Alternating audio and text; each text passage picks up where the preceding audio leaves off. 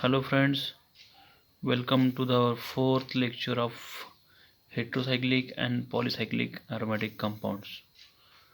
So friends, in last lecture we already discussed or we start our new topic, that is 5-membered ring with one heteroatom or 5-membered heterocyclic compounds.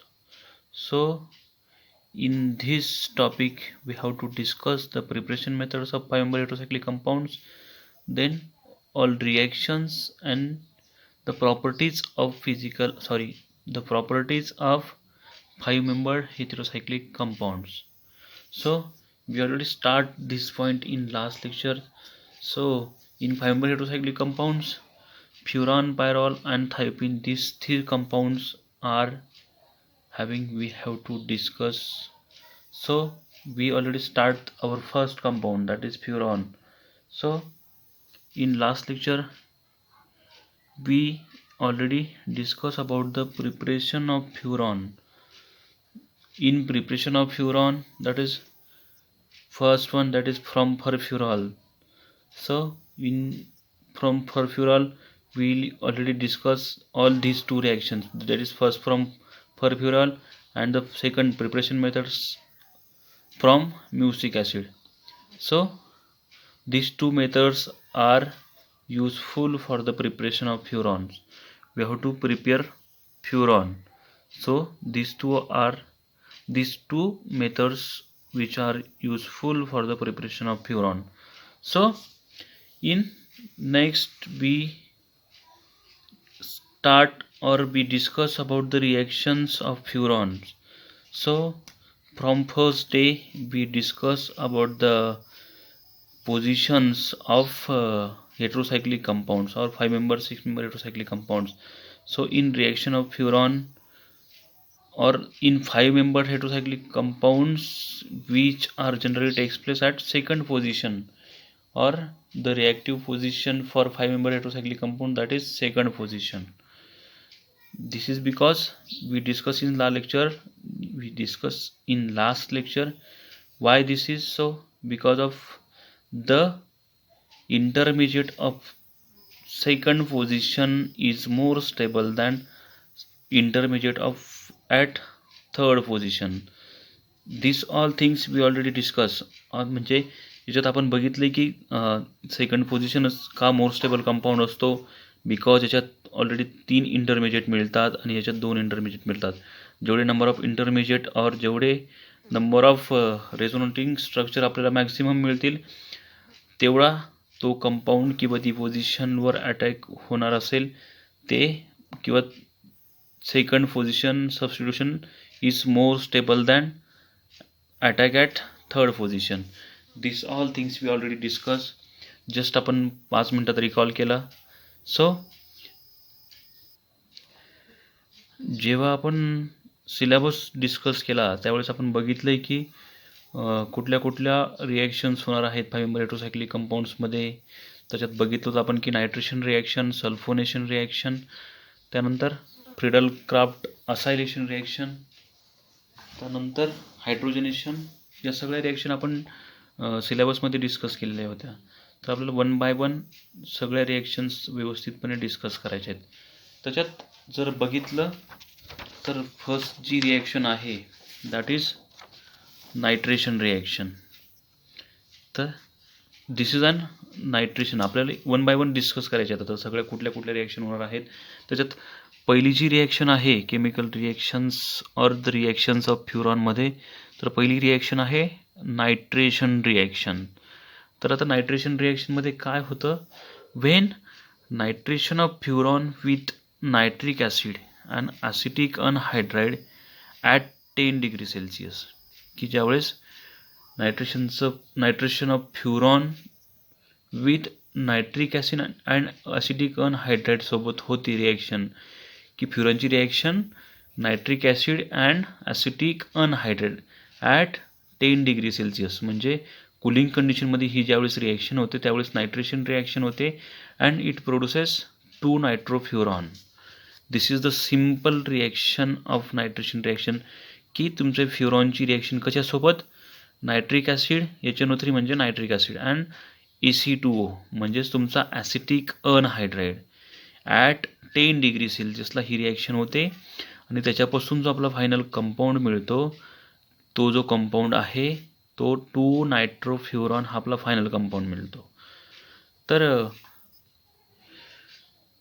त्याआधी एका स्टुडंटला एक question पडला होता की आपण ज्यावेळेस हा टॉपिक बघितला होता नॉमेनक्लेचर ऑफ हेटेरोसायक्लिक कंपाऊंड्स, याच्यामध्ये अल्फा अल्फा डॅश आणि बीटा बीटा डॅश या गोष्टी ज्यावेळेस डिस्कस केल्या की मी सांगितल्याप्रमाणे किंवा या अशा पद्धतीने ज्यावेळेस अल्फा आणि अल्फा डॅश ज्यावेळेस सिम्पल फ्युरॉन आहे, फ्युरॉनमध्ये अल्फा आणि अल्फा डॅश दोघंही सिमिलर असतात बिकॉज त्याचे सगळे ॲडजस्टंट जे कंपाऊंड आहेत ते सिमिलर आहेत.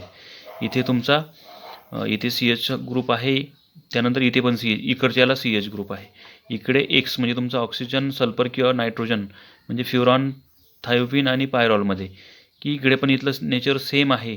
आता सिम्पल सांगतो तुम्हाला याचं सिम्पल हे कसं असतं, स्ट्रक्चर कसं असतं. तर हा तुमचा C double bond double bond double bond carbon carbon आणि हा तुमचा X जो काही असेल तो. तर हे सिम्पल हे दोघंही स्ट्रक्चर, हे स्ट्रक्चर आणि हे स्ट्रक्चर, इथे काय तर इथे एक हायड्रोजन, इथे एक हायड्रोजन, इथे एक हायड्रोजन आणि इथे एक हायड्रोजन. आपण तसंच सिम्पल लास्ट लेक्चरला फ्युरॉनचा आपण मॉलिक्युलर फॉर्म्युला बघितला की C4H4 आणि O होतं, तर सिम्पल मॉलिक्युलर फॉर्म्युला होता. तर हे प्रत्येक केसमध्ये की म्हणजे हे जे स्ट्रक्चर आहे ते अशा पद्धतीचं आहे की हा एक कार्बन, हा एक कार्बन, इथे एक कार्बन आणि इथे एक कार्बन, हे चारही कार्बन, प्रत्येक कार्बनला एक एक हायड्रोजन अटॅच आहे आणि एक तुमचा जो आहे तो तुमचा हेटेरो ॲटम की जो ऑक्सिजन असेल, नायट्रोजन असेल किंवा सल्फर असेल, हे त्याचं सिम्पल स्ट्रक्चर. हे स्ट्रक्चर आणि हे स्ट्रक्चर सेम आहेत, दोघंही सेम स्ट्रक्चर आहेत. तर ज्यावेळेस तुमचा आता इथे माझ्याकडून एक्झाम्पल घेताना एक छोटीशी इथे नंबरिंग देताना चूक झाली होती की ते एका स्टुडंटने नोटीस केलं, त्याबद्दल म्हणजे त्या स्टुडंटला पण ती गोष्ट लक्षात आली, ही महत्त्वाची की स्टुडंट्स, काही जे स्टुडंट्स आहेत ते व्यवस्थितपणे जे काही शिकवते ते फॉलो करत आहेत. तर इथे या म्हणजे इथे तर सांगितलं मी की अल्फा अल्फा डॅश दोघंही सेम, बीटा बीटा डॅश दोघंही सेम. का तर बघा इथे याला ॲडजस्टंट काय CH ग्रुप आहे, इथे पण ॲडजस्टंट CH ग्रुप आहे, याला ॲडजस्टंट इकडे X आहे जो काही असेल ऑक्सिजन नायट्रोजन और सल्फर, तसंच इकडच्याला पण ऑक्सिजन नायट्रोजन सल्फर. पण आता जर तुम्ही ही केस बघितली तर या केसमध्ये जो इथला एक जो हायड्रोजन आहे हा हायड्रोजन कशाने रिप्लेस केलेला आहे, COCH3 ने.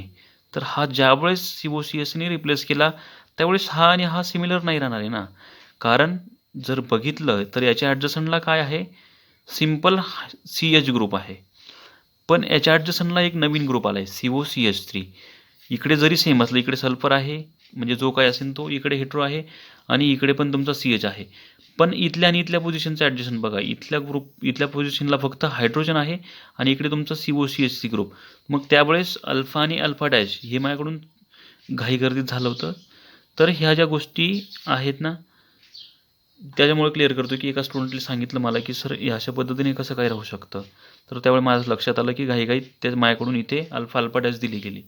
तर ते अशा पद्धतीने की हे पोझिशन आणि ही पोझिशन दोघंही डिफरंट आहेत. आता कारण इथे काय आहे तुमचा COCH ग्रुप आहे, इथे फक्त एक सिम्पल हायड्रोजन आहे.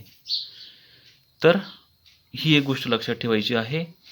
त्यानंतर हे सिम्पल इथे हा तुमचा पिरिडीन, इथे नंबरिंग देताना अल्फा अल्फा डॅश, परत त्याच्यात पण सेम की ॲडजस्टंटला CH ग्रुप, इथे CH ग्रुप, त्याच्यानंतर इकडे नायट्रोजन नायट्रोजन, इथे पुढेपर्यंत जरी गेलं तरी इथे तुमचा एक CH ग्रुप आहे. म्हणून alpha alpha dash similar, beta beta dash similar आणि त्याच्यानंतरचा जो आहे तो गॅमा. तर याच्या एक्झाम्पलमध्ये पण तसंच झालं आहे की इथे अल्फा डॅश दिला गेला आहे, पण आता परत इथे तेच होतं की इथे ॲडजस्टंट तुमचा एक OH ग्रुप येऊन गेला आहे, इकडे तुमचा सिम्पल हायड्रोजन आहे. मग हे दोघं सिमिलर नाही येणार त्यावेळेस, इथे OH असला आणि इथे हायड्रोजन असल्यामुळे हे आणि हे दोघंही सेम नाहीत, ही डिफरंट झालेत. आता की याला फक्त एक हायड्रोजन अटॅच आहे, बाकी जरी सेम असलं तरी, आणि इथे त्या हायड्रोजनची जागा कशाने रिप्लेस केली तर हायड्रोक्सी ग्रुपने किंवा OH ग्रुपने. मग याची ॲडजस्टंट पोझिशन ही पण तुमची इथे हे दोघंही, हा एक कार्बन आणि हा कार्बन दोघंही डिफरंट इन नेचर असतील. तर ही एक गोष्ट महत्त्वाची लक्षात ठेवायची तुम्ही. Coming to the our actual topic, that is nitration reaction. Nitration रिॲक्शनमध्ये बघितलं आपण की फ्युरॉनची ज्यावेळेस नायट्रिक ॲसिड आणि ॲसिटिक अनहायड्रेटेड सोबत रिॲक्शन होणार आहे at 10 degree Celsius, we get the final product that is 2 nitrofuran. Second पोझिशनला नायट्रो ग्रुप. हा जो रिएजंट आहे HNO3, हा ऑलवेज नायट्रेशन रिॲक्शन किंवा NO2 ग्रुप प्रोड्यूस करण्यासाठी मेनली यूज केला जातो. नायट्रेशन रिॲक्शन जोपर्यंत तुम्ही केमिस्ट्रीसोबत आहात तोपर्यंत ह्या सगळ्या reaction, nitration, sulphonation, Friedel-Crafts acylation, त्यानंतर रिमर-टिमर रिॲक्शन, या सगळ्या रिॲक्शन जोपर्यंत तुम्ही केमिस्ट्रीसोबत कनेक्ट आहात तोपर्यंत तुमची पाठ कधीही सोडणार नाहीत. त्यामुळे ह्या गोष्टी आत्ताच क्लिअर करून घ्या की त्यामुळे मी मॅकॅनिझम पण घेतलीत यावेळेस की तुम्हाला व्यवस्थितपणे नेमकं काय होतं आहे रिॲक्शनमध्ये ते समजायला हवं. तर फर्स्ट ऑफ ऑल या रिॲक्शनमध्ये काय होतं बघा की HNO3 हे त्याचं मॅकॅनिझम की नायट्रिक ॲसिड म्हणजेच तुमचं HNO3 हे स्ट्रक्चर आणि हे स्ट्रक्चर सेम आहे. HN3O, HNO3 3 ऑक्सिजन, HNO3, आणि हा जो तुमचा AC2O दिसतोय ॲसिटिक अनहायड्रेटचं ॲक्च्युअल स्ट्रक्चर असं आहे CH3COOCOCH3. हे आहे तुमचं ॲसिटिक अनहायड्रेटचं स्ट्रक्चर. तर ॲसिटिक अनहायड्रेटचं स्ट्रक्चर आणि सुरुवातीला काय होतं आहे तर नायट्रिक ॲसिड आणि ॲसिटिक अनहायड्रेटचं यांच्या दोघांची रिॲक्शन होते. तर एक जो O निगेटिव्ह आहे, आपल्याला माहिती आहे की निगेटिव्ह हा ऑलवेज इलेक्ट्रॉन डिफिशियंट सेंटरवर अटॅक करतो. कार्बोनिल ग्रुप ही जी पोझिशन असते ती इलेक्ट्रॉन डिफिशियंट असते. तर त्याच्यामुळे जो आपला ऑक्सिजन आहे त्याने CO कार्बोनिलवर अटॅक केला. कार्बोनिलवर अटॅक केल्यानंतर हा तुमचा जो डबल बॉन्ड होता तो ब्रेक झाला, आणि ब्रेक झाल्यानंतर बघा दिस इज अन रिव्हर्सिबल रिॲक्शन. तर काय झालं तर ज्यावेळेस हा डबल बॉन्ड ब्रेक झाला आणि ह्या ऑक्सिजनने इथे अटॅक केल्यानंतर तुम्हाला अशा पद्धतीचं स्ट्रक्चर मिळतं आहे की हे इकडचा ॲज इट इज NOOH, आपलं नायट्रोजनवर पॉझिटिव्ह चार्ज, आणि हा ओने ज्यावेळेस या कार्बनवर अटॅक केला, या दोघांमध्ये बॉन्ड फॉर्म झाला ऑक्सिजन आणि कार्बनमध्ये. हा तुमचा ॲज इट इज हा CH3, इथे CH3, आणि हा तुमचा जो डबल बॉन्ड होता तो ब्रेक होऊन इथे इलेक्ट्रोनिगेटिव्हिटी की जो आपला मोर इलेक्ट्रोनिगेटिव्ह ग्रुप असतो त्याच्याकडे निगेटिव्ह चार्ज असतो, जो मोर इलेक्ट्रोपॉझिटिव्ह ग्रुप असतो किंवा लेस इलेक्ट्रोनिगेटिव्ह असतो त्याच्याकडे पॉझिटिव्ह चार्ज येतो. तर मग oxygen is more electronegative than carbon, त्यामुळे इकडे निगेटिव्ह चार्ज केला आणि इकडे कार्बनवर अटॅक केल्यामुळे कार्बनवर इथे ऑक्सिजन इथे अटॅच झाला आहे. त्यानंतर मग नेक्स्ट स्टेप आहे की जो हा निगेटिव्ह चार्ज आहे, निगेटिव्ह चार्ज अनस्टेबल असतो. तर मग तो परत निगेटिव्ह चार्ज इकडे येऊन हा तुमचा एवढा जो ग्रुप आहे तो गुड लिव्हिंग ग्रुप म्हणजे जो इझिली निघून जाणारा ग्रुप असतो तो गुड लिव्हिंग ग्रुप असतो. आणि ज्यावेळेस या दोघांमध्ये परत निगेटिव्ह चार्जने इकडे बॉन्ड फॉर्मेशन केलं, त्याच्यात काय झालं की इकडचा ॲज इट इज मॉइटी, आपण फक्त इथे फोकस करायचं की ऑक्सिजन आणि कार्बनमध्ये परत इथे सिंगल बॉन्ड होता, निगेटिव्ह चार्जने डबल बॉन्ड फॉर्मेशन केलं, हा एवढा ग्रुप निघून गेला. एवढा ग्रुप निघून गेल्यानंतर आपल्याला काय मिळालं तर हा पूर्ण कंपाऊंड की हा एवढा कंपाऊंड निघून गेल्यानंतर ॲज इट इज हा खाली घेतला आहे. फक्त इथे ज्यावेळेस याचं डबल बॉन्ड कन्व्हर्जन झालं त्यावेळेस हा एवढा ग्रुप निघून गेला आहे, आणि आपल्याला फायनल प्रोडक्ट काय मिळाला आहे तर हा तुमचा एवढी पूर्ण माहिती की हा एवढा पूर्ण ग्रुप, आणि इथे तुमचा हा ग्रुप CH3COOH म्हणजे CH3COOH हा एवढा ग्रुप तुमचा निघून जाणार आहे बाहेर, की जे ॲसिड आहे ते बाहेर निघून जाणार आहे आणि तुमचा हा हे दोघंही सेपरेट होणार आहेत. आता त्यानंतर तुमची नेक्स्ट स्टेप की इथे काय होतं, आता ॲक्च्युअल आपली रिॲक्शन सुरू झाली की नायट्रेशन रिॲक्शन. सगळ्यात आधी या दोघांमध्ये रिॲक्शन होऊन गेली, नायट्रिक ॲसिड आणि ॲसिटिक अनहायड्रेटमध्ये. आता या दोघांमध्ये रिॲक्शन झाल्यानंतर आपली आता मेन रिॲक्शन की नायट्रेशन, हा तुमचा इथे हा या दोघांपासून मिळालेला कंपाऊंड आणि त्याची ॲक्च्युअल आपल्या फ्युरॉनसोबत रिॲक्शन. आता फ्युरॉनमध्ये आपण बघितलं की सेकंड जी पोझिशन आहे ती तिथे असलेला प्रोडक्ट हा मोर स्टेबल असतो as compared to at third position. का तर बघा आपण याचं मेकॅनिझम बघितलेलं आहे लास्ट लेक्चरमध्ये. ॲक्च्युअल काय होतं, कसं बॉन्ड ॲक्च्युअल कसे पूर्ण कंपाऊंडमध्ये फिरत असतात किंवा इथे पॉझिटिव्ह चार्ज निगेटिव्ह चार्ज आपण हे सगळं मागच्या लेक्चरमध्ये बघितलेलं आहे. तर ही सिंपल एक गोष्ट लक्षात ठेवायची की जी आपली इथे जे ऑक्सिजनवर लोन पेअर आहे तो बॉन्ड इथे शिफ्ट होतो, हा डबल बॉन्ड इकडे शिफ्ट होतो आणि इथून या सेकंड पोझिशनचा जो कार्बन आहे, जो हायड्रोजन आहे, तो कशाने सबस्टिट्यूट केला जातो? हायड्रोजन या पूर्ण ग्रुपने सबस्टिट्यूट केला जातो. आणि तुम्हाला हे पूर्ण सबस्टिट्यूट झाल्यानंतर इथे त्या दोघांमध्ये बॉन्ड बनणार आहे आणि तुम्हाला बघा लोन पेअर इथे गेली, इथे तुमचा डबल बॉन्ड आला, त्यानंतर हा बॉन्ड वरती शिफ्ट झाल्यानंतर इथे डबल बॉन्ड आणि इथे जो डबल बॉन्ड आहे याने तुमच्या डायरेक्ट या पूर्ण मॉइटीवर अटॅक केलेला आहे आणि तुम्हाला अशा पद्धतीचा कंपाऊंड मिळाला. नेक्स्ट कंपाऊंड आता ह्या स्टेपमध्ये इथे अटॅक केल्यानंतर परत तेच की ऑक्सिजन आणि नायट्रोजन या दोघांमध्ये परत डबल बॉन्डचं कन्व्हर्जन सिंगल बॉन्डमध्ये, ऑक्सिजनवर निगेटिव्ह चार्ज आणि परत निगेटिव्ह चार्जचा डबल बॉन्ड होतो वरच्याप्रमाणेच आणि त्याच्यापासून हा जो पूर्ण गुड लिव्हिंग ग्रुप आहे तो पूर्ण ग्रुप निघून जातो आहे. मागच्यासारखंच की जे ॲसिड आहे, ॲसिड आणि तुमचा इथला हायड्रोजन, की इथे ऑलरेडी एक हायड्रोजन होता ना, आपल्याला माहिती की इथे एक हायड्रोजन होता, तर हा हायड्रोजन, इथे एक हायड्रोजन, मग इथे एक हा जो हायड्रोजन आहे तर हा एवढा ग्रुप निघून गेल्यानंतर हा जो O- आहे तो इथला प्रोटॉन घेऊन तुमचं हे ॲसिड एवढा ग्रुप परत वेगळा करतोय आणि याच्यापासून नेक्स्ट स्टेप काय होती तर इथे तुमचा उरलेला फक्त ज्यावेळेस तुमचा हा एवढा ग्रुप निघून जाणार आहे तर इथे काय उरतंय फक्त कार्बनपासून NO2 हा एक नायट्रोजन, वरचा ऑक्सिजन आणि हा एक ऑक्सिजन. इथे डबल बॉन्ड फॉर्म झाल्यानंतर इकडचा ग्रुप निघून गेल्यानंतर ॲक्च्युअल तो अशा पद्धतीचा कंपाऊंड असणार आहे की इथे डबल बॉन्ड आणि एक का तर आपल्याला माहिती आहे की नायट्रोजनची व्हॅलन्सी 3 आहे, इथे पण डबल बॉन्ड केला तर त्याच्यावर परत पॉझिटिव्ह चार्ज येईल आणि नायट्रोजनची व्हॅलन्सी 4 असल्यामुळे हा इथे पण अनस्टेबल आहे. तर अशा पद्धतीने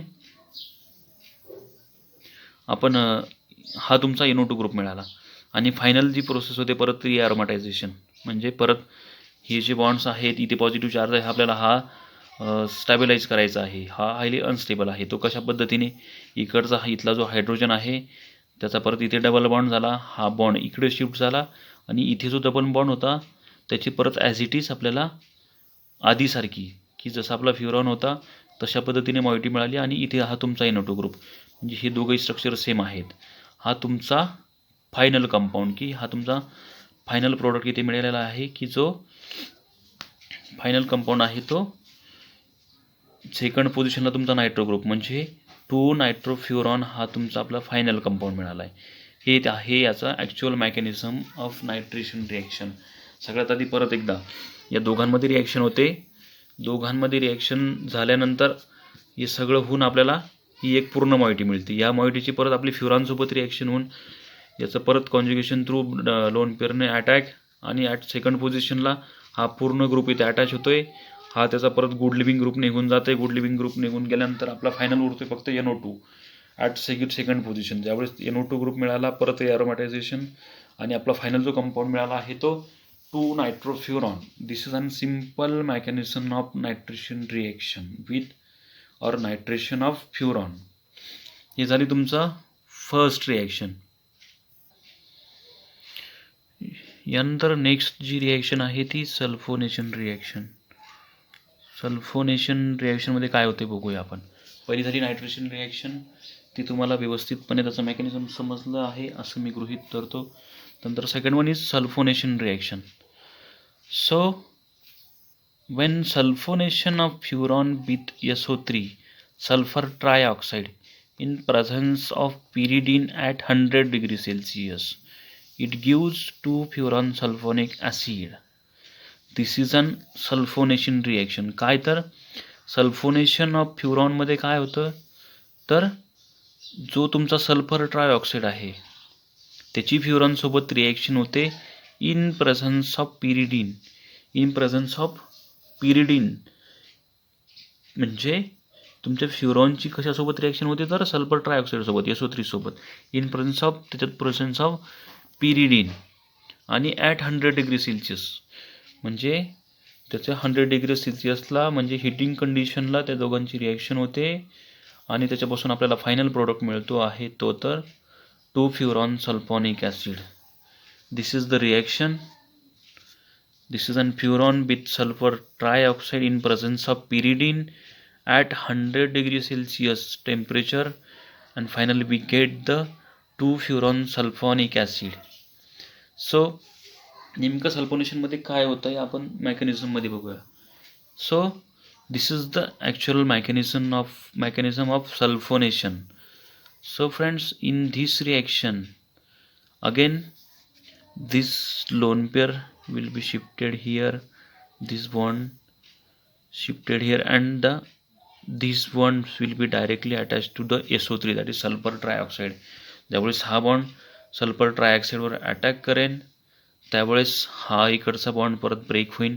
परत जो निगेटिव्ह चार्ज आहे तो मोर इलेक्ट्रिक निगेटिव्ह ॲटमकडे जाणार आहे O-. म्हणजे अशा पद्धतीने झाल्यानंतर बघा की त्याचा ॲक्च्युअल मेकॅनिझम असं आहे. O बॉन्ड इकडे शिफ्ट झाला, हा इकडे शिफ्ट झाला. हे आपण मगाशी दाखवल्यानुसार की म्हणजे मागच्या लेक्चरला ज्या पद्धतीने पॉझिटिव्ह निगेटिव्हने दाखवलं होतं मेकॅनिझम, तशा पद्धतीचं मेकॅनिझम की हा बॉन्ड ज्यावेळेस इकडे शिफ्ट होईल त्यावेळेस इथला पॉझिटिव्ह चार्ज निघून जाईल. मग इथे झाल्यानंतर आपला पॉझिटिव्ह चार्ज आहे तो ऑक्सिजनवर येणार आहे आणि सेकंड पोझिशनला तुमचा SO3 ग्रुप सल्फर ट्रायऑक्साईड जो होता त्याचा हा तिघांमध्ये डबल बॉन्ड होते, एक निगेटिव्ह चार्ज झालेला आहे. तर परत मग तो निगेटिव्ह चार्ज स्टॅबिलाईज होण्यासाठी आपल्याजवळ कोणाला तरी बोलवेनच. तर मग इथला जो हायड्रोजन होता तो हायड्रोजन त्याने इथून ॲब्सॉर्ब करून हायड्रोजन घेऊन घेतलेला आहे आणि हायड्रोजन घेतल्यानंतर हा तुमचा SO3H. मग इथे ज्यावेळेस हा हायड्रोजन हा ऑक्सिजन घेऊन घेईन त्यावेळेस परत इथे निगेटिव्ह चार्ज येईन. निगेटिव्ह चार्ज काय करतो परत रिॲरोमॅटायझेशन की परत हा आपला पॉझिटिव्ह चार्ज असा अनस्टेबल आहे तो स्टॅबिलाईज करण्यासाठी आपला फायनल तुमचा फ्युरॉन मिळवण्यासाठी किंवा 2-फ्युरॉन सल्फोनिक ॲसिड फायनल कंपाऊंड मिळवण्यासाठी आपल्याला हा परत रिॲरोमॅटायझेशन करावं लागतं.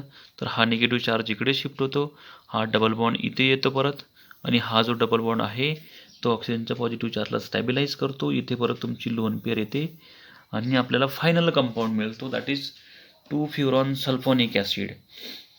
परत एकदा sulphonation of furan with sulfur trioxide in presence of pyridine at 100 degrees Celsius. ज्यावेळेस ही रिॲक्शन होते त्यावेळेस we get the final product that is two furan sulphonic acid. तर सल्फोनेशनचं मेकॅनिझम दिलेलं आहे. This is also very important reaction for your future chemistry. जोपर्यंत केमिस्ट्रीसोबत तुम्ही आहात तोपर्यंत सल्फोनेशन केमिस्ट्रीसोबत आहे आणि ती तुमच्यासोबत पण आहे, ही गोष्ट महत्त्वाची लक्षात ठेवा. तर परत एकदा मेकॅनिझम बघितलं आपण. लोन पेअर शिफ्टिंग, सेकंड पोझिशनला तुमचा SO3 ग्रुप आला, डबल बॉन्ड सिंगल बॉन्डमध्ये conversion, negative charge more electric निगेटिव्हकडे, त्याने इथला हायड्रोजन घेऊन घेतला आहे. हायड्रोजन घेतल्यानंतर SO3 ग्रुप तिथे ज्यावेळेस हायड्रोजन घेतला जाईल इथे निगेटिव्ह चार्ज येईन. तो निगेटिव्ह चार्ज परत रिॲरोमॅटायझेशन करतो. कुठलाही चार्ज स्टेबल नसतो, तो कुठलाही चार्ज अनस्टेबल असतो, आपल्याला स्टेबल करावा लागतो आणि आपण परत फायनल जो प्रोडक्ट आपल्या याच्या सगळं होऊन सगळी प्रोसेस फायनल जो प्रोडक्ट मिळाला तो two furan sulphonic acid. This is all about sulphonation. तर आपली एक नायट्रेशन रिॲक्शन झाली आहे, त्यानंतर सेकंड सल्फोनेशन. आता आपण थर्ड रिॲक्शन बघणार आहोत that is Friedel Craft acylation reaction. Friedel Craft असायलेशनमध्ये बघा तर when acylation of furan with acetyl chloride or acetic anhydride in presence of anhydrous AlCl3 or BF3 or SnCl4. These are the Lewis acids. कुठले AlCl3, BF3 आणि SnCl4. It gives 2-acetylfuran and with PHCOCl3 दोन प्रकारचे reaction घेतलेले आहेत. PHCl3 आणि एक CH3COCl बघत म्हणजे ॲसिटिल क्लोराइड आणि हा जी दुसरी रिॲक्शन तुमची इन प्रेझन्स ऑफ पीएच म्हणजेच तुमची बेन्झिन रिंग पीएच सोबत रिॲक्शन दॅट इज बेन्झाईल क्लोराईड. तर या दोघांसोबत रिॲक्शन किंवा ऑर तुम्ही ॲसिटिल क्लोराईड वापरू शकतात किंवा ॲसिटिक अनहायड्राईड वापरू शकतात. दोघंही वापरल्यावर तुमचा प्रोडक्ट सेमच असणार आहे. आणि या दोघां म्हणजे ज्यावेळेस फ्युरॉनची ॲसिटिल क्लोराईड किंवा ॲसिटिक अनहायड्राईड सोबत रिॲक्शन होईल की ज्यावेळेस तुमच्या फ्युरॉनची रिॲक्शन कशासोबत होईल, ॲसिटिल क्लोराईड और ॲसिटिक अनहायड्राईड या दोघांपैकी तुम्ही कुठलाही रिएजंट वापरू शकतात इन प्रेझन्स ऑफ एकतर तुम्ही लेविस ॲसिड, हे सगळे लेविस ॲसिड्स आहेत, एकतर तुम्ही AlCl3 वापरू शकतात, SnCl4 किंवा BF3 या तिघांपैकी कुठलंही लेविस ॲसिड वापरू शकतात. आणि या दोघांपैकी एकतर ॲसिटिल क्लोराईड किंवा ॲसिटिक अनहायड्राईड यातून कुठलंही काही वापरू शकतात. तर ज्यावेळेस या दोघांची रिॲक्शन होईल त्यावेळेस आपल्याला फायनल जो प्रोडक्ट मिळेल. तर आपण बघूया की ॲसिटिल क्लोराईडसोबत रिॲक्शन की ज्यावेळेस फ्युनॉलची ॲसिटिल क्लोराईडसोबत रिॲक्शन होईल in presence of AlCl3 aluminium trichloride. तर या दोघांची ज्यावेळेस रिॲक्शन होईल तर आपल्याला फायनल प्रोडक्ट काय मिळेल तर 2 acetyl furan. This is the final product of Friedel craft acylation reaction. किंवा दुसरं एक्झाम्पल घेतलं त्यांनी फ्युरॉनची रिॲक्शन कशासोबत, PHCOCl सोबत in presence of AlCl3 or SnCl4 और BF3 and we get the final product that is 2-benzyl furan. What? ज्यावेळेस तुम्ही ॲसिटिल काय इथे काय दोघांमध्ये काय चेंज झालं बघा, इथे CH ग्रुप आहे आणि इथे फक्त तुमचा PH ग्रुप आहे, पण दोघंही वेगवेगळे कंपाऊंड्स आहेत ना. मग तुम्ही दोघांपैकी कसंही सोबत ती रिॲक्शन होते की ज्यावेळेस ॲसिटिल क्लोराईडसोबत रिॲक्शन होईल त्यावेळेस आपल्याला 2 ॲसिटिल फ्युरॉन मिळेल. ज्यावेळेस बेन्झाईल क्लोराईडसोबत रिॲक्शन होईल त्यावेळेस आपल्याला फायनल कंपाऊंड मिळेल 2 बेन्झाईल फ्युरॉन. तर याचं ॲक्च्युअल मेकॅनिझम कसं आहे ते आपण आता बघणार आहोत. सो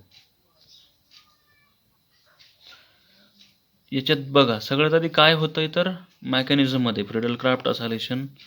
आता आपण त्याचं मेकॅनिझम बघणार आहोत की नेमकं या सगळ्यांमध्ये नेमकं काय होतं की ज्याच्यापासून आपल्याला फायनल प्रोडक्ट हा 2 ॲसिटिल फ्युरॉन मिळतो आहे. तर सगळ्यात आधी बघा कशाची रिॲक्शन होते तर तुमचा हा ॲसिटिल क्लोराईड आणि हा तुमचा लेविस ॲसिड, आपण इथे AlCl3 यूज केलेला आहे. तर सगळ्यात आधी या दोघांची रिॲक्शन होते की तुमचा ॲसिटिल क्लोराईड आणि हा तुमचा ॲल्युमिनियम क्लोराईड. तर या दोघांची रिॲक्शन होते. तर हे ज्या क्लोरीनवर जी लोन पेअर आहे ती डायरेक्टली कशावर अटॅक करते, AlCl3 बरोबर. याच्यावर अटॅक केल्यानंतर आपल्याला जो कंपाऊंड मिळतो दॅट इज अशा पद्धतीचा कंपाऊंड मिळतो की या क्लोरीनमध्ये आणि या ॲल्युमिनियममध्ये एक बॉन्ड फॉर्मेशन होतं. आणि आपल्याला माहिती आहे की क्लोरीनची व्हॅलन्सी 1 आहे. तर त्यावेळेस अशा पद्धती दोघीकडून आणि एकूण एक दोघांकडून बॉन्ड फॉर्म नंतर त्याच्यावर पॉझिटिव्ह चार्ज येणार आहे. पॉझिटिव्ह चार्ज आल्यानंतर तो हायली अनस्टेबल होणार आहे. तर मग ज्यावेळेस अनस्टेबल होणार आहे त्यावेळेस आपल्या इथल्या ऑक्सिजनवर ऑलरेडी एक लोन पेअर आहे. तर हा एवढा ग्रुप आपल्याला काढून टाकायचा आहे की हा जो ग्रुप आता AlCl4 तयार झालेला आहे. तर या ऑक्सिजनची लोन पेअर परत ह्या बॉन्डवर इकडे अटॅक करते, इकडे तुमचा ट्रिपल बॉन्ड होतो आणि हा पूर्ण जो ग्रुप आहे AlCl4 हा बाहेर पडतोय. तर हा जो पूर्ण ग्रुप बाहेर पडला याच्यानंतर आपल्याला अशा पद्धतीचा हे सगळं ही स्टेप झाल्यानंतर आपल्याला अशा पद्धतीचा आपल्याला एक कंपाऊंड मिळाला आहे की फक्त हा एवढा ग्रुप निघून गेल्यानंतर इथे ट्रिपल बॉन्ड फॉर्मेशन झालं. म्हणजेच काय तर CH3C ट्रिपल बॉन्ड O.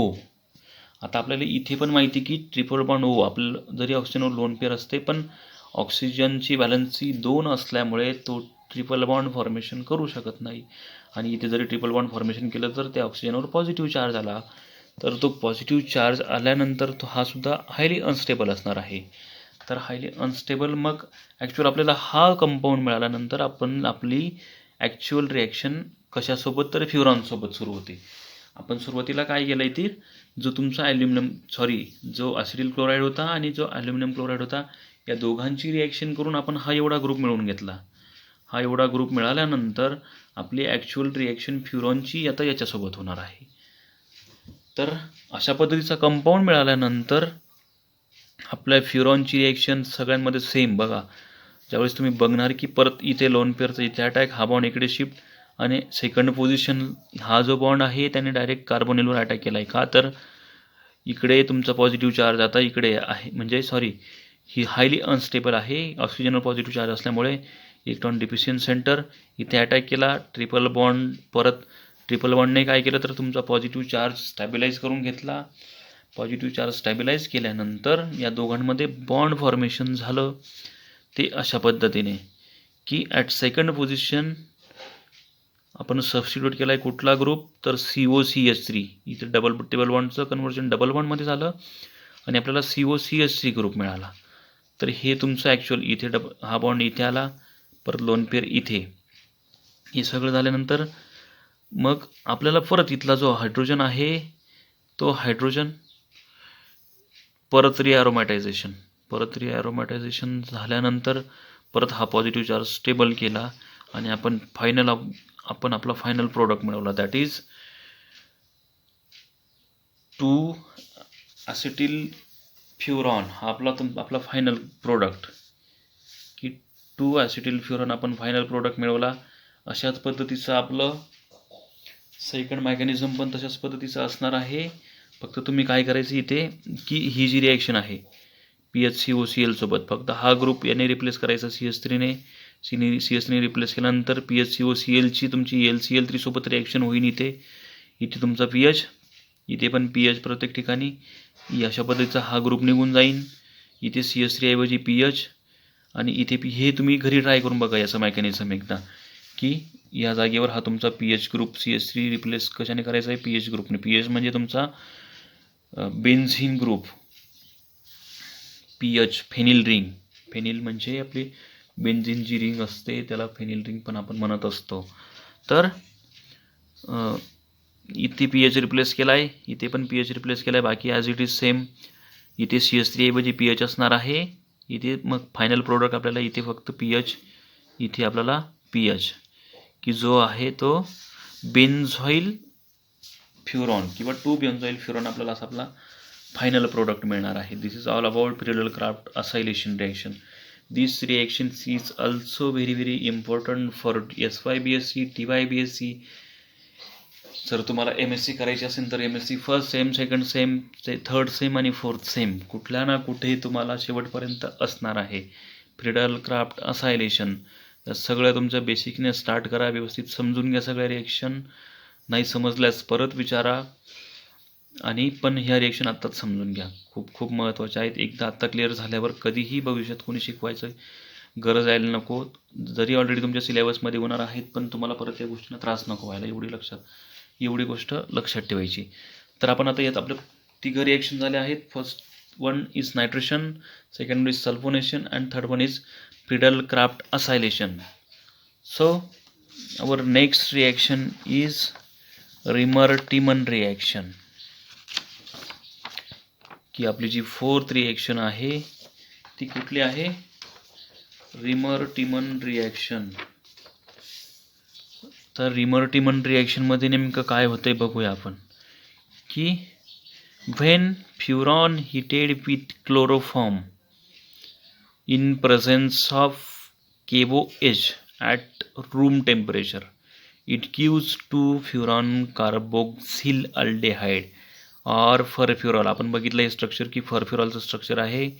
अशा पद्धतीने आपल्याला फायनल कंपाऊंड मिळेल कुठला तर फरफ्युरॉल.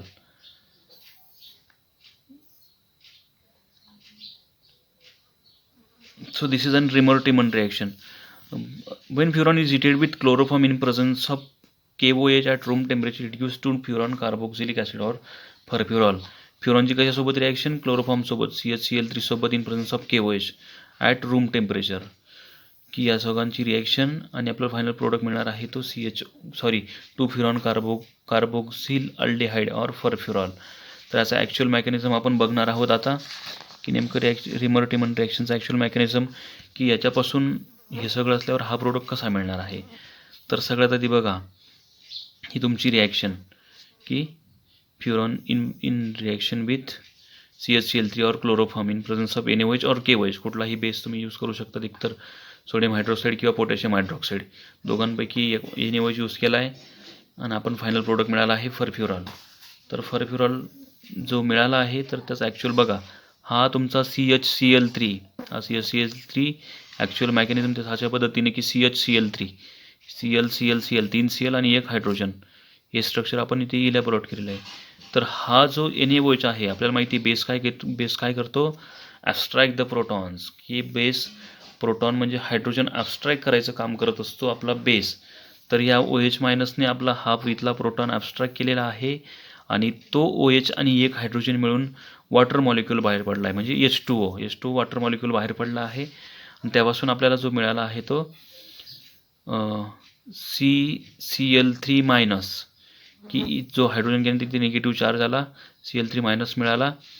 आणि Cl3 मायनस मिळाल्यानंतर मग जो तो निगेटिव्ह चार्ज आहे तो परत तिथल्या कार्बनवर अटॅक करतो आणि कार्बनवर अटॅक केल्यानंतर इकडचा एक क्लोरीन बाहेर पडतो आणि आपल्याला अशा पद्धतीचं कार्बिन स्ट्रक्चर मिळतं, की याला कार्बिन म्हणतात. ते तुम्ही नंतर शिकणारच आहेत, पण इथे तुम्ही एवढंच लक्षात ठेवा की दिस इज अन डायक्लोरोकार्बिन, की डायक्लोरोकार्बिन आपल्याला मिळाला आहे CCl2. आता ही इलेक्ट्रॉन डिफिशियंट स्पेसीज असते. मग हा CCl2 मिळाल्यानंतर बघा आता आपलं फायनल मीन्स जे ॲक्च्युअल रिॲक्शन आहे ती इथून स्टार्ट झाली, की अशा पद्धतीने तुमचं इथून स्टार्ट झालेलं आहे. आणि हे परत ऑक्सिजनचा डबल बॉन्ड इकडे, हा ऑक्सिजनची लोन पेर इथे अटॅक करणार आहे, डबल बॉन्ड इकडे अटॅक करणार आहे. आणि हा जो तुमचा ग्रुप आहे दॅट इज तो CCl2वर अटॅक केल्यानंतर अशा पद्धतीचा तुम्हाला कंपाऊंड मिळणार आहे CCl2. इथे परत हे बॉन्ड शिफ्टिंग झालेली आहे आणि परत जो हा आता ही कार्बन स्पेसिस म्हणजे जरी निगेटिव्ह चार्जने परत अटॅक केल्यानंतर इथे एक निगेटिव्ह चार्ज असणार आहे. आपल्याला माहिती कार्बनची बॅलन्सी 4 आहे. जरी हा ग्रुप इथे अटॅच झाला त्यानंतर 1, 2 आणि 3च बॉन्ड आहे. मग एक जो असणार आहे तो निगेटिव्ह चार्ज इथला प्रोटॉन घेतो. प्रोटॉन घेतल्यानंतर आपल्याला अशा पद्धतीची माहिती मिळते की इथे 2 क्लोरीन 1 हायड्रोजन इथे आला आहे. आता परत काय होतं की आपला जो OH बाहेर पडालेला आहे किंवा दुसरा जो OH आहे OH मायनस, तो जो आपण बेस वापरला NaOH, की तो परत ह्या इथलं सेंटर इलेक्ट्रॉन डिफिशियंट सेंटरवर अटॅक करतो. इथे अटॅक केल्यानंतर एक तुमचा क्लोरीन बाहेर पडतो. इथे क्लोरीन बाहेर पडल्यानंतर तुमचा OH इथे अटॅच झालेला आहे. मग आता एक क्लोरीन केल्यानंतर तुमचं काय उरलं आहे, एक हायड्रोजन उरला आहे, एकच क्लोरीन उरला आहे आणि हा तुमचा OH ग्रुप. तर हे सगळं OH ग्रुप झाल्यानंतर मग हे OH ऑक्सिजन आणि हायड्रोजन मिळून इथे डबल बॉन्ड मिळाला आहे आणि हा तुमचा क्लोरीन बाहेर पडला आहे. तर हा डबल बॉन्ड झाला आणि म्हणजे ह्या दोघांमधला बॉन्ड ब्रेक झाला. इथे O मायनस होऊन इथे डबल बॉन्ड फॉर्मेशन आणि क्लोरीन बाहेर पडला. म्हणजे इथला एक आणि हा तुमचा क्लोरीन असा मायनस HCl हायड्रोक्लोरिक ॲसिड बाहेर पडलं आहे. हा इथे डबल बॉन्ड झाल्यानंतर तुमचा फायनल प्रोडक्ट मिळाला दॅट इज फरफ्युरॉल. म्हणजे अशा पद्धतीने ही पूर्ण रिॲक्शन होती आणि आपल्याला फायनल जो कंपाऊंड मिळतो तो फरफ्युरॉल. परत एकदा फ्युरॉनची क्लोरोफॉर्मसोबत reaction in presence of NaOH किंवा KOH ॲज अ बेस आणि त्याच्यापासून आपल्याला फायनल फरफ्युरॉल मिळतो आहे. कशा पद्धतीने मिळतो आहे तर सगळ्यात आधी क्लोरोफॉर्मची कशासोबत रिॲक्शन, बेससोबत. बेस इथला प्रोटॉन ॲब्स्ट्रॅक्ट करतो, CCl3 मायनस इथे बनतो. परत जो निगेटिव्ह चार्ज आहे तो परत इथला एक क्लोरीन बाहेर काढतो आणि आपला डायक्लोरोकार्बिन आपल्याला इथे मिळत असते, जी इलेक्ट्रॉन डिफिशियंट स्पेसीज असते.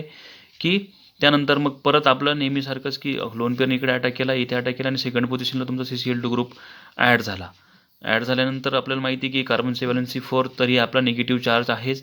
त्या निगेटिव्ह चार्जने इथला प्रोटॉन घेतल्यानंतर मग इथल्या निगेटिव्ह चार्जने परत एक स्टेप राहिली की ते ह्या इथला निगेटिव्ह चार्जने परत ॲज इट इज रिअरोमॅटायझेशन केलेलं आहे.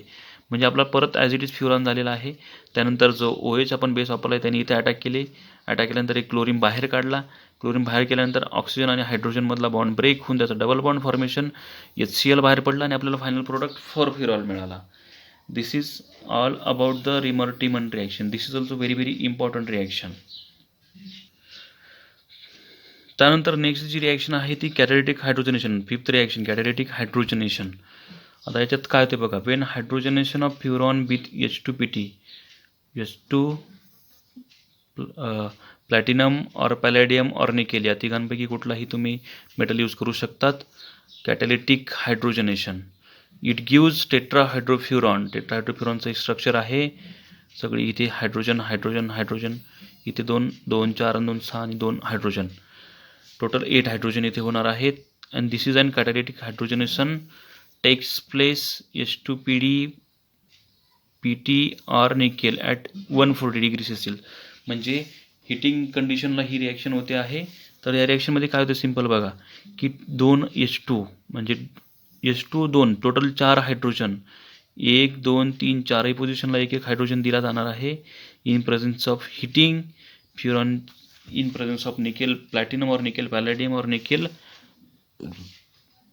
कुठलाही एक मेटल वापरून कॅटॅलिटिक हायड्रोजनेशन होणार आहे. आणि हे 4ही हायड्रोजन इथे अटॅच झाल्यानंतर आपल्याला फायनल प्रोडक्ट मिळणार आहे टेट्राहायड्रोफ्युरॉन की डबल बॉन्ड रिप्लेस केले कशाने 4ही हायड्रोजनने. इथे एक हायड्रोजन लागला, इथे एक आधीचा एक एक आणि हा एक एक टोटल आधी 4 हायड्रोजन इथे होते आपल्याला ऑलरेडी माहिती. इथे 4 लागल्यानंतर आपल्याला इथे टोटल 8 हायड्रोजन मिळाले आणि आपल्याला जो टेट्राहायड्रोफ्युरॉन असा फायनल कंपाऊंड मिळालेला आहे. So this is an 5th reaction.